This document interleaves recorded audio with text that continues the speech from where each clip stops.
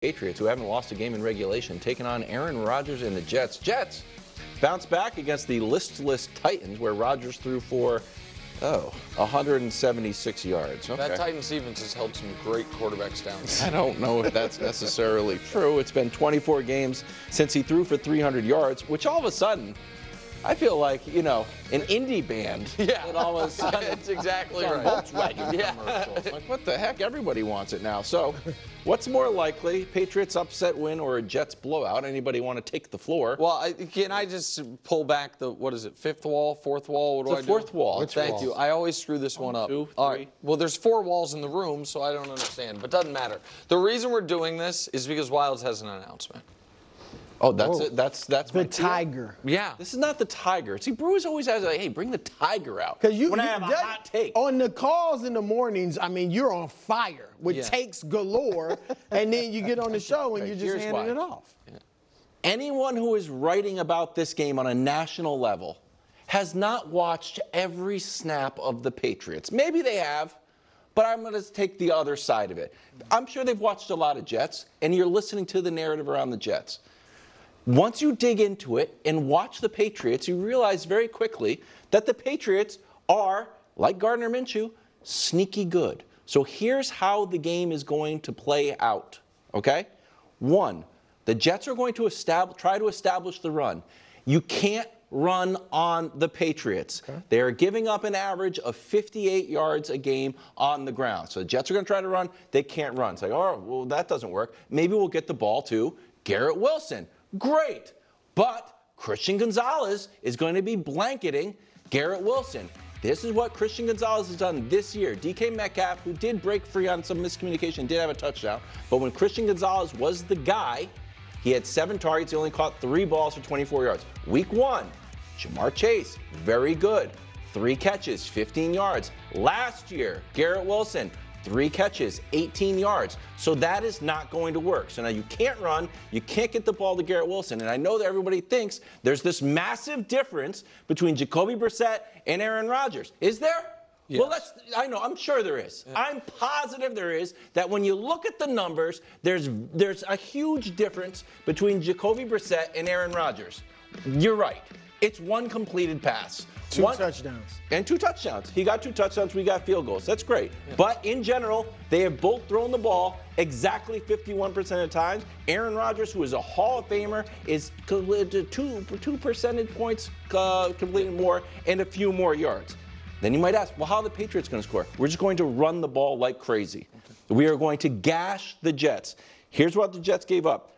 180 yards on the ground to the 49ers. 130 yards on the ground against the Titans. Can the Patriots run? 170 on Cincinnati. 185 on the Seahawks. So they can't run on us. They can't throw to Garrett Wilson, and they can't stop our run. It's an outright win for the Patriots, 17-14. Is it going to be a barn burner? No, but that is what's going to happen. Can I have one question and then a statement. Go. All right, so let's just assume you're right and people didn't watch Patriots Seahawks that closely. Sure. You showed me that the Seahawks #1 receiver only had like 24 yards. So where did that was against Christian Gonzalez. Right. So but Geno still threw for like 320, right? The ball around. Yeah, okay. So the Christian Gonzalez eliminating like a Revis Island one side of the field did not really affect happen. Here's the counterpoint to everything Wild said. Actually, the Patriots are bad. Okay. And here's the numbers to support it. That's it. Because they're bad actually at everything but one thing. Points per game, 20th. Yards per game, 20th. Yards per play, 25th. 20-yard plays dead last. Pass yards per game, 29th. What about on the defensive side of the ball? Where their pass defense is bad, their third down defense is bad, passer rating given up, completion percentage. So how are they in these games? We play smart football. They haven't turned the ball over. Situational football and run the ball and control the clock. Patriots football. Okay, that's fine. Or you've been very lucky with turnovers. That's not. Hold on. Wilds, I let you go. Let me just make the case. You made a whole case as to why the Patriots are actually really good.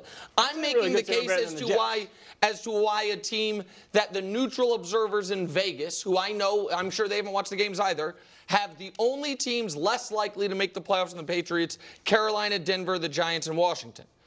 That's what Vegas says. Vegas says they're the 5th worst team in football. Oh, God. Well, You're let's saying bow they're down good. to Vegas. God no, knows Vegas is always right. I'm just saying. So my answer is I don't think the Jets are going to blow them out, but I would be shocked if the Patriots win tonight, and I would not be shocked if the Jets blow them out. Wow. That's my answer, Coach.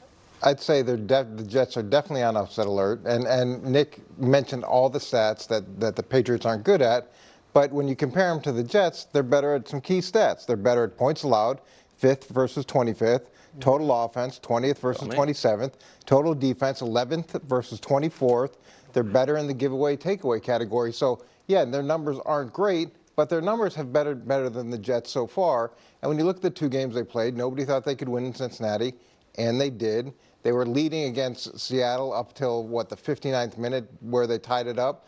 So there's 2 teams that really the expectation was they weren't going to be able to win. And I think I think Mayo's done a really good job in the building. Can we bring up this quote? This to me is important.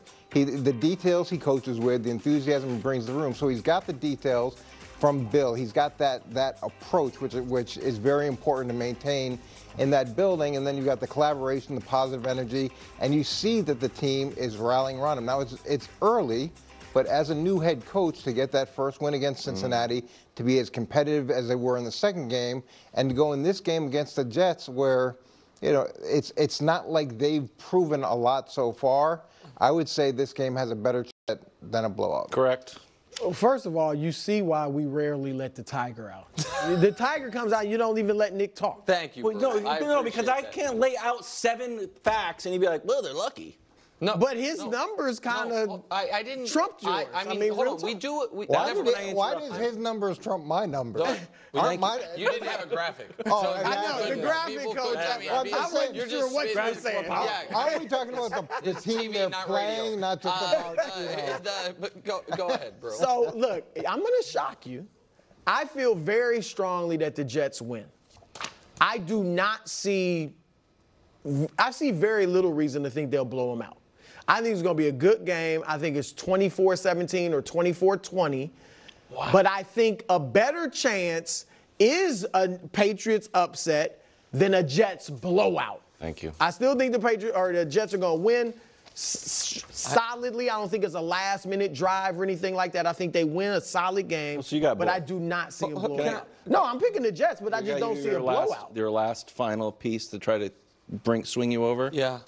Ooh, I should probably give it to Brew. No, go. Ooh, the power of the back page. You see that? Uh-oh. Robert Saleh be out to Jets blow this game to the Patriots is what the back page says. What does that say? Yeah, listen, if the Jets lose, that's another reason why they're not going to lose. Uh-oh, nervous. And again, nobody has been more skeptical of the Jets as a contender than I am.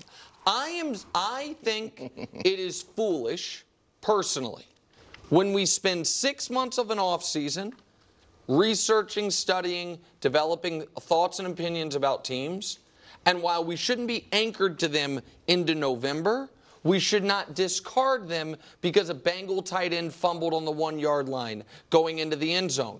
And I believe that 15 days ago, Wild's theme for the Patriots was, can we possibly maybe win 5 games? He even had a slogan for it. You'll drive for 5. And now you're trying to sell me a bill of goods that they're good.